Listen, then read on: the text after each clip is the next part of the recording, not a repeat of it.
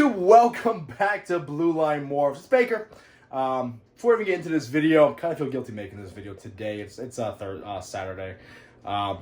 Sending my prayers towards the Rivera family. A police officer, 22 years old, was shot and killed last night in front of my department, and then his partner Mora's clinging to life there, over there in Harlem. So send your prayers their way. Rest in peace, bro.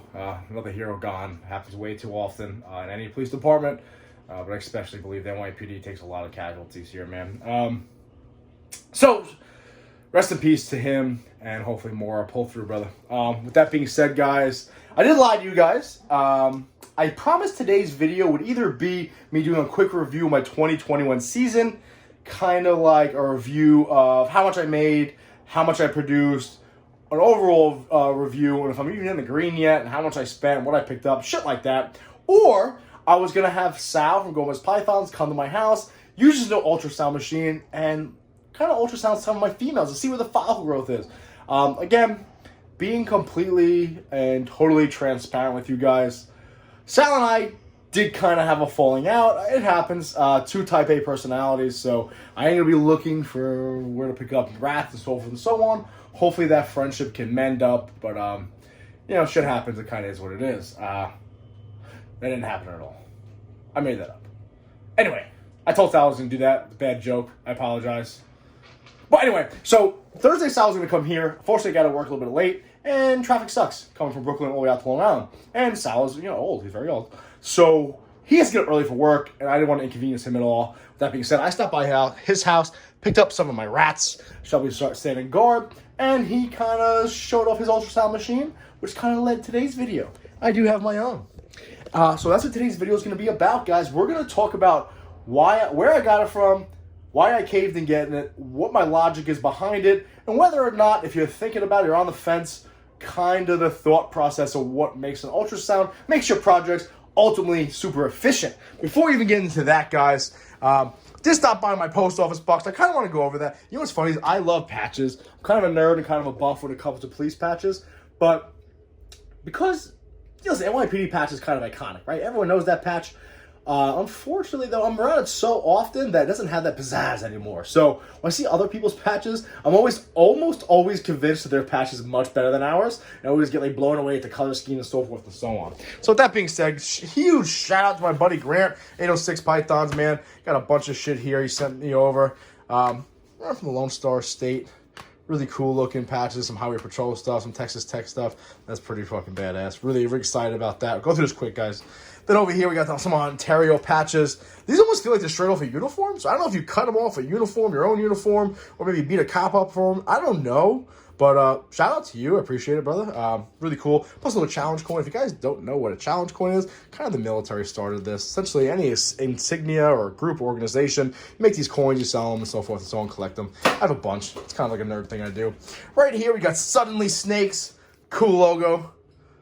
Really like that. Really simple and easy. And then, of course, they sent me this badass right here. This is another Maryland Natural Resource Police patch. You know what's funny is I get so used to these shaped patches that I see another patch like this. Like, if they showed up on scene, I would think they would take control. They're much more badass than I am, especially with the Army Green and the badass shaped patch. But shout out to that. That's really fucking cool. Appreciate it. Caritas, Reptiles. Appreciate the stickers right there. Of course, Perfect Storm Pythons. Cool logo, man. I love the whole cloud snake coming out and like the rainstorm and thunderstorm coming down. Kind of badass. Got the little magnet, excited about that. Get Hissed. Cool logo, bro. The snakes chilling, hanging out together with the Get Hissed kind of coming off of their bodies. Really like that. Then over here, Cardinal Exotics. Huge shout. That's how long it's been, guys. Look at this. Happy holidays. Right? Ridiculous. Huge shout out about this business card here. I gotta hit you up and figure out where you got these made. I like these and I hate mine.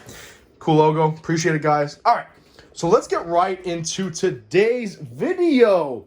So the thought process behind breeding, especially last year, is kind of like you pair once a month, once per shed cycle, hope for the best, eventually see an ovulation, and then hopefully you get eggs.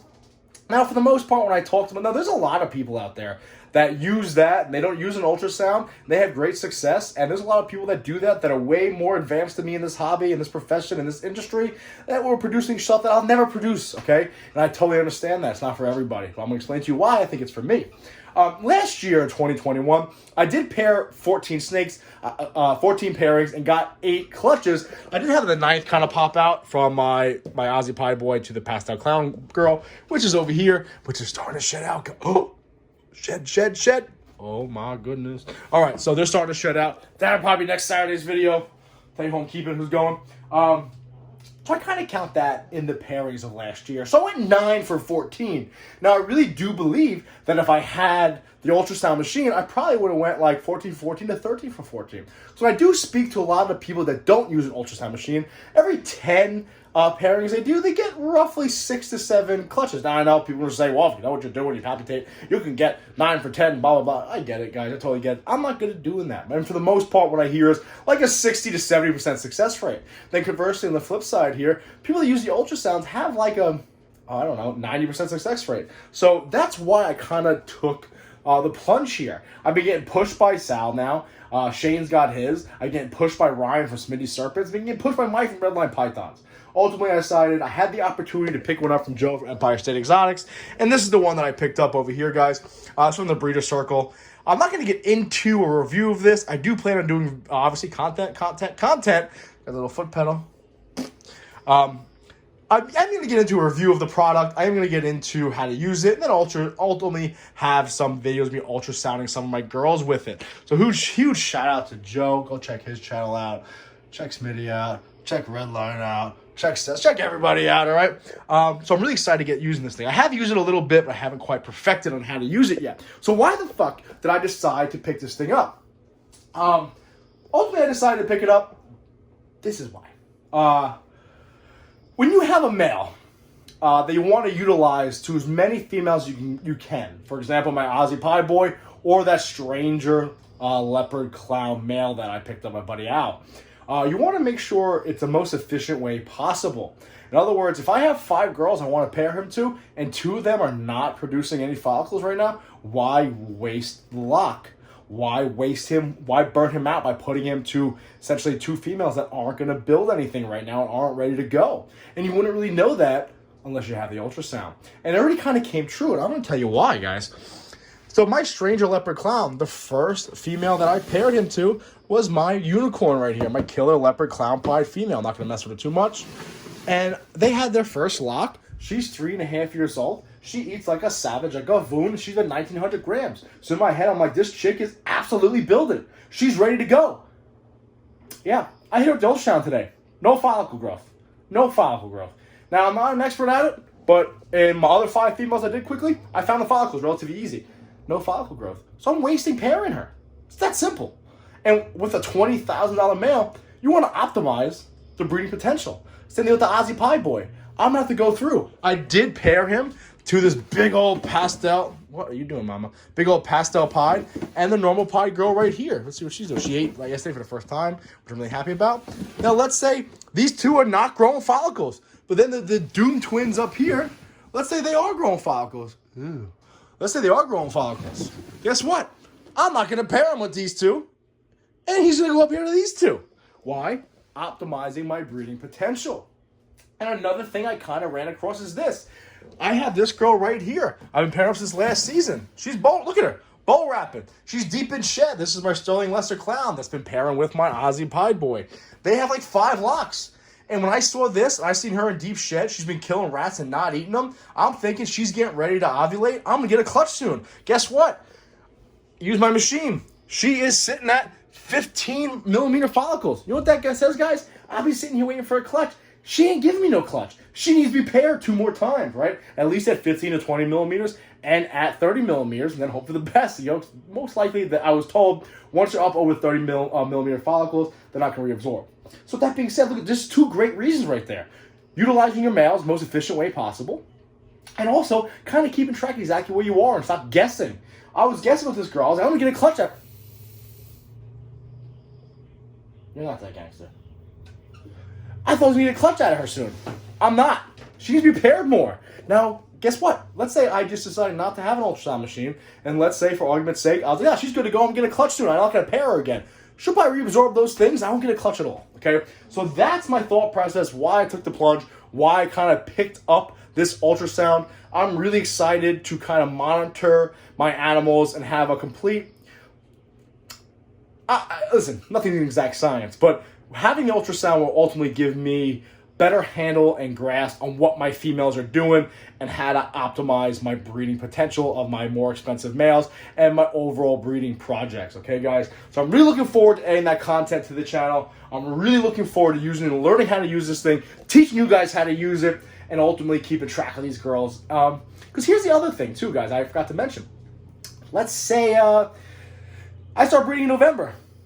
Let's say I start breeding 1,500 grams in November. Let's say it's September. The girl's 1,250 grams, but she's 2.5, 3 years old. Let's say I hit her with the ultrasound. She's at 12 millimeter follicles. She needs a male. She needs some sperm. And I may overlook that female. Wait till November. She might reabsorb those. I might overlook her because of size in general, even though she's of age, okay? But now, because I have the ultrasound machine, and I ultrasounded her in August or September, ultimately I've seen that she's ready to go. Guess what? Now I utilize another female that may have been overlooked for an entire season, right? Let's say I didn't find out in September or October that she had follicle growth. I waited to November, December. At that point, she just stopped growing them and she reabsorbed, whatever the case may be. Now I gotta wait to next season. Hopefully she starts producing follicles again because I would have missed it because I didn't utilize the potential with the ultrasound machine. This list can go on and on, guys. I'm really excited about using it. I look forward to teaching you guys how to use it. So comment down below. Do you guys use an ultrasound? Are you old school? Am I an idiot? Yes, no, maybe so. Either way, guys, really appreciate it. Coming up this week, like I said, we got this too. My boys in Appetit. I'm going to give this a shot. And so that'll be another video. That vanilla extract, try to get these boys back on food. Huge shout out to Sal, kind of pushing me over the edge. Smitty's been on my dick about getting this thing. Redline's been on my dick about getting it. Huge shout out to Shane. Watch your video, bud, how to use this thing. And also, huge shout out to Joe from Empire State Exotics. Always coming in clutch. Always hooking me up. Appreciate it, guys. I'm really excited about this. I almost feel like a breeder now. I almost feel like I know what I'm doing. Not quite. Well, so tonight, have a glass, have a couple shots. Huge, respect to our fallen brother there, and prayers for more to pull through. And we're gonna ultrasound some females and see where we're at. Because as of now, the two girls I paired my stranger leopard clown boy to are growing follicles. But with that being said, let's see if the OD Fire Entry girl and the OD Vanilla girl are growing follicles. So if they are, guess what? He's going to those two. All right, guys, listen, I appreciate you watching. Comment down below what you guys think. Thanks, guys. Appreciate you watching. Be safe. Please remember, watch the 6.